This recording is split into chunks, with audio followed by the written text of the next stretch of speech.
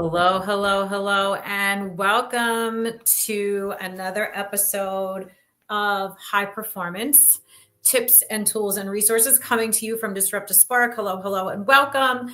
Today's topic is absolutely one of my favorites to talk about is why the heck don't more of our team members, maybe even ourselves, hit those goals that we set every year? What's really behind the root causes of that? What do you do as a leader? How do you help people to really harness the true power they have within them to hit those goals that we're setting every year? Hi, my name is Susan Gatti, and I happen to be with the Disruptive Spark team as a business advisor. My specialty is really in the talent and development area, and I work with clients and individuals to ensure that they have exactly what we're going to talk about today in order to be their best at work, which is a really healthy, productive mindset.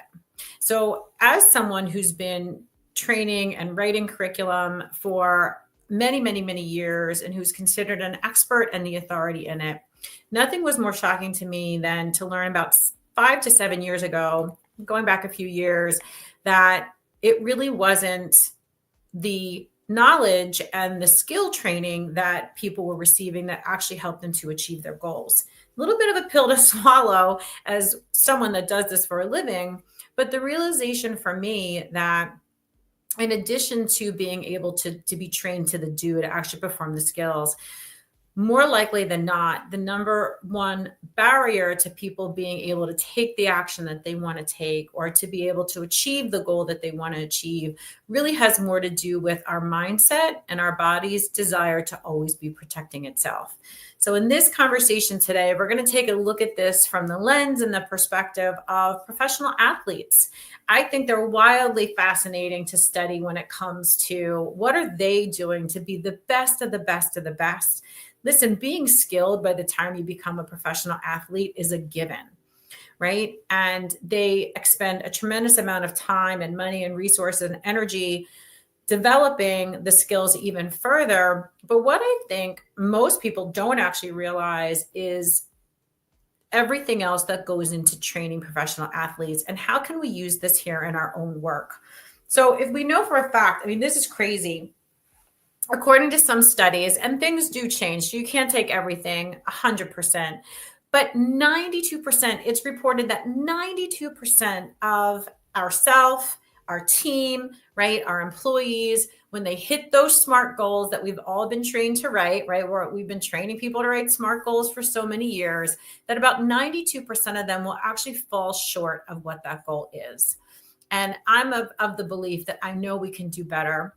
And so I'm always looking for how can we create new programming and introduce new concepts that enable our workplaces to become even more powerful people. So we looked at elite athletes for this week, and I want to bring some of the things that we found that we use in our programs and that we help our executive leaders and we build into our leadership and team development. And probably the ones that we use this the most for are our sales enablement programs. Because one of the factors that keeps people from being able to perform at their true ability, remember, the majority of people are actually underperforming within an organization. A lot of times we call that lazy or unmotivated. We have all kinds of names for B players, C players. I actually see things very, very different. I see them as people that either haven't realized their true potential or they're intentionally not executing their true potential. That's for another day. But for those people that actually would like to be at that next level and just keep falling short of it, what we're going to share with you today are things that you can implement in your organization easily and quickly right now. So let's get to the first one. The first thing that I want to bring up is Simone Biles. I mean, wow. If anybody watched the previous Olympics and you saw her, what happens even for elite athletes when they are beyond the scope of their mental mindset, is they can become very disoriented and not perform at their peak. And for someone like her and the degree and the to which she's doing acrobatic tricks and things like that, it actually becomes life or death, right? If you are not 100% focused, 1,000% focused when you're doing skills to that degree, you can actually truly hurt yourself. I actually think there's a huge parallel, right? If you show up and you put yourself in a position at work and you try something and you're not mentally 100% on board with it, you're going to come off as less educated. You might come off as not that competent. You might come off in a way that you don't intend to be received, but because your mindset was blocking you from that a little bit, it caused you harm or caused you damage to your reputation. That could be company reputation, that could be your personal brand, your personal reputation. So the first thing I want us to think about when we're thinking about developing high performance and having people really push towards achieving their goals is that if your mindset isn't on with you, be like Simone Biles and make the challenging decision to pause. I know I am one of those people that, as a high achiever, as a performer, my mantra is always just push through, right? Just move through it. And what we're learning from our professional athletes, and I'm so glad that they're setting this standard, is that pushing through is actually not helpful. As a matter of fact, it's really harmful. If you push through injuries, if you push through mindset, if you put yourself out in a situation where you haven't fully tested, right, or practiced in a smaller venue, we can have disastrous effects. And there's so many businesses that we can point to that had they just done some testing, had they taken a pause, had they waited a little bit, had they redone their mindset, the public, right, whatever that public might be, might not have ever even seen that error or that deficiency. So the first thing we can do when thinking about high performance is give ourselves and our people permission to say pause. We don't have to push through everything. We can allow some time and some space. And if you're feeling like you can't do any of these things, stick around to the end, because I'm going to show you one quick technique that we teach all the time to every single one of our clients that helps people to get grounded and centered so they can pause. Pausing is actually a physiological thing. It's not a logical thing. So stick around for that. So thank you, Simone. We really needed to see that it is okay, even at that professional athletic level, even when everything is riding on it like it is in the Olympics, that you can press pause and that you can come back even stronger. So she's a great example of that. The next one that I want to bring up as just an incredible tool, it's the first thing we do in everything that we do with our clients and in every program we offer through Disruptive Spark, is something called vision casting. So what vision casting does is actually puts the body at ease. Remember, the body is your internal protection system, and it's always scanning. Think of it like an antivirus system. So if you're asking yourself or you're asking your team to do something that they haven't done before, hit a new target, try a new strategy, roll out a new product or service, whatever it is you're working on, if your body can't physically see it, then it actually doesn't exist and it will always resist. This is why in sales presentations, mock-ups are so important. Physically handing things, using presentations. It creates, we're always looking to create a future state, and having an actual representation of that does that. So we can do this for ourselves every single day if we wanted to. I do this for myself all the time. And it was wonderful to see LeBron James, right? Doesn't get any better than that. I saw this great video footage of him and I knew exactly what he was doing, but he was in this beautiful pose where he was relaxed, he was calm, and he was centered. And in that moment, what he was really focused on doing was visualizing the end result, whatever that might be. I don't know what he was visualizing. We actually know through studies that for athletes in particular, that you can mimic the muscle twitch that actually takes place when you are performing a certain skill just through visualization.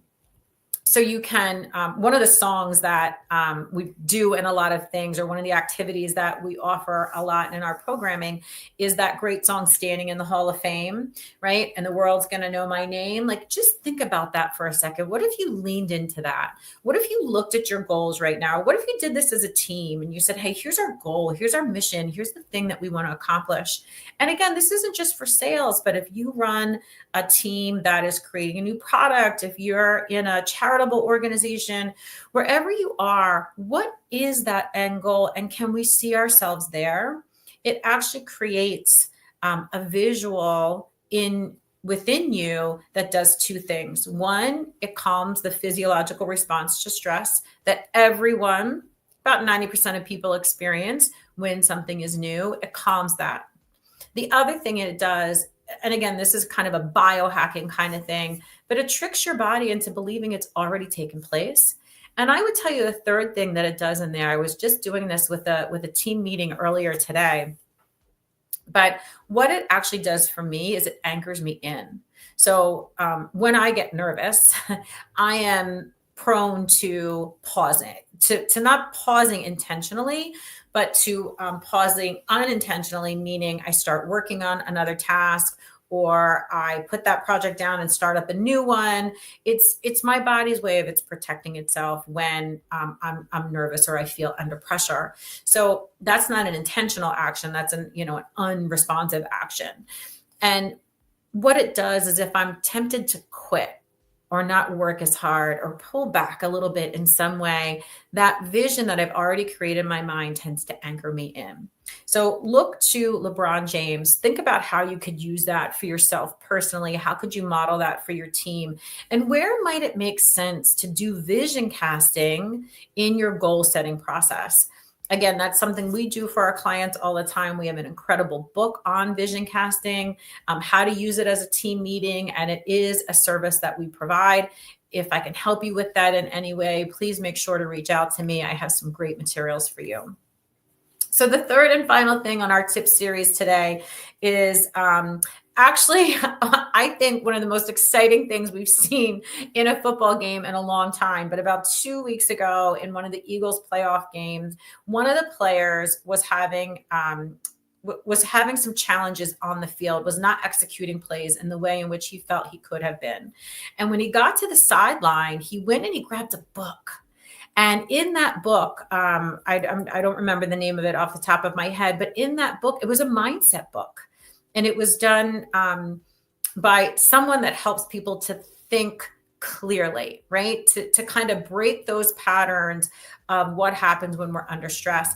And I just loved it for so many reasons. One, I've never seen a professional athlete do it in a sporting event.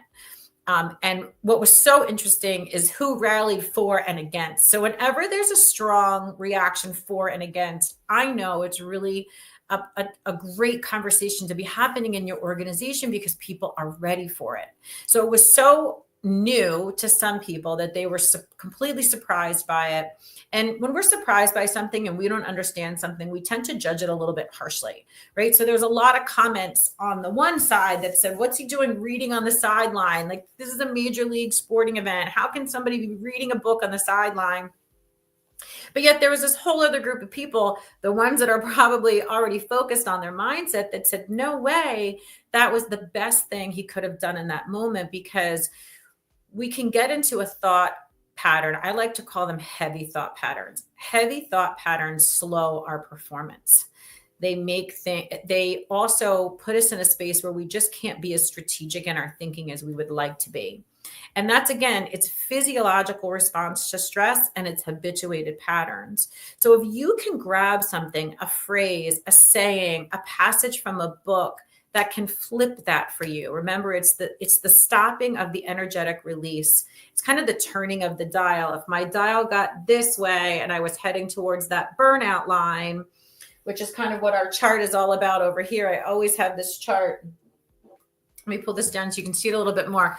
I always have this chart because our emotions, right, and our thoughts are always either pushing us towards burnout or they're moving us towards flow state where work feels easy and it's really productive. So just think about that. Whenever you feel yourself kind of going to the right a little bit and heading towards that burnout, if you flip your mindset, that's an easy one to do, meaning I read something, I say something, I look at a visual, I have a technique and a practice that helps me see through a different lens, through a different perspective. You can actually change your performance in the moment. And that's how I saw that Eagles player doing that. This is what elite athletes do. They know all the secrets. They know all the tricks. They know why, even though I can perform a certain skill, I'm not right now. And what they're less likely to do is blame themselves. I think more us as I always put myself under the category of average everyday person. And I tend to be hardest on myself. So when something goes wrong, I always want to take the blame. And that's a great thing. But I think the better we get at owning it and not assigning an emotion to it, the easier it becomes to look at it objectively, which is what he did. He could have been in a funk. Listen, we see a lot of players come off the sideline and they're cursing and they're throwing their helmets and they're having temper tantrums and they're doing a lot of things. I really applaud this guy for coming off and recognizing I'm going in the wrong direction and I'm going to do something really positive for myself that's going to pull me back into this space where I'm in high productivity, high energy, high focus. And I'm very crystal clear about that. So there you have it. 3 really great techniques that you can use as a leader for yourself, for your team. And I'm going to tell you something. I use these things with my family all the time around how do we just do the things that we want to do. And I want to invite you to come back and stay connected here. If you're not following us on Disruptive Spark, please do so. We're a business consulting company. Our major focus is helping brands to maximize their brand value and grow revenue. And I think you might be surprised to know the easiest way to do that is to shift a lot of what's happening unconsciously in our mind. I'm Sue Gatti. That's what I'm here to talk about. And I look forward to seeing you again soon.